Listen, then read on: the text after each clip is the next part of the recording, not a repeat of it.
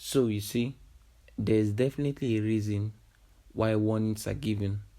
It now depends if you want to take them or not. This story took place in the late 90s in a small town in the southern part of Nigeria.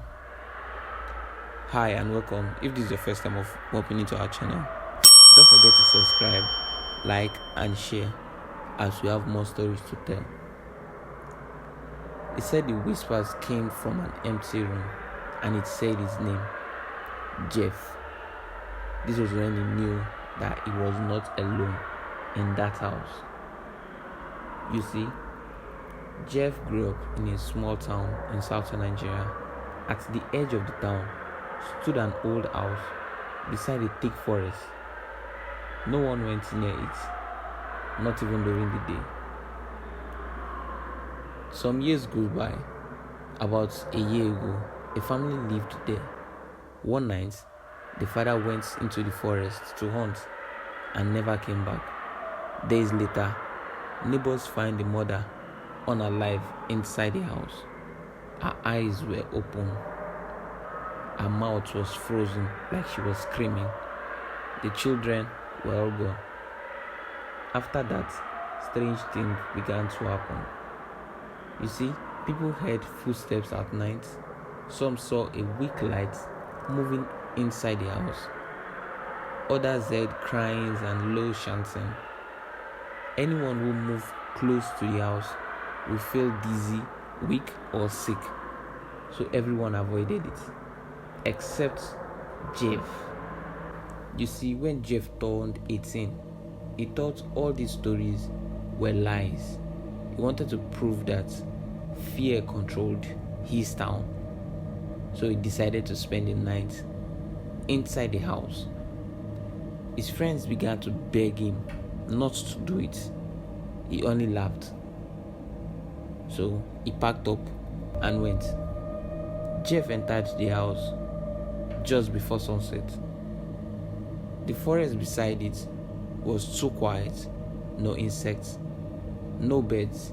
The air felt heavy, like it was pressing against his chest. Inside the house smelled like rot and damp earth. The walls were cracked and dark fingerprints stained the corners. By midnight, the cold became sharp. His breath formed white smoke. Then he heard footsteps, slow, bare, and dragging on the feet. They moved from the forest into the house. He held his breath. Then the whispers came again. Come outside. His heart nearly stopped. Something walked past the room he was in. He heard soft crying mixed with deep breathing. Then the footsteps stopped, just right in front of him.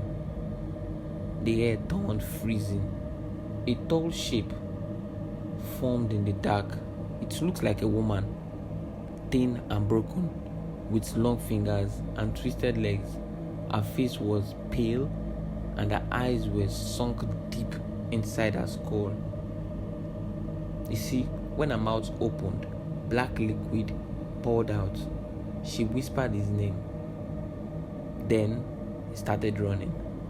As he reached the door, something grabbed his ankle. The grip was icy, felt hard.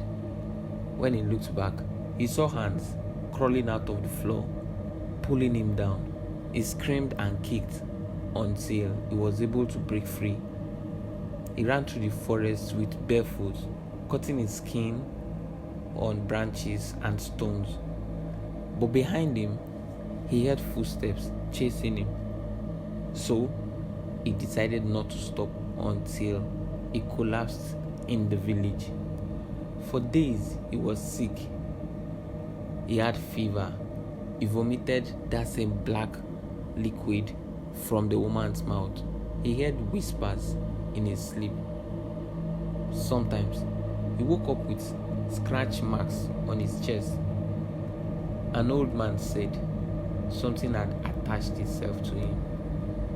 He prayed, burnt herbs, and washed Jeff with bitter leaf. The sickness stopped, but one thing is for sure, the dreams did not.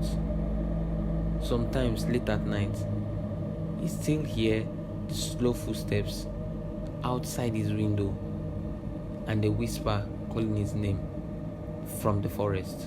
Please don't forget to subscribe, like, and share for more.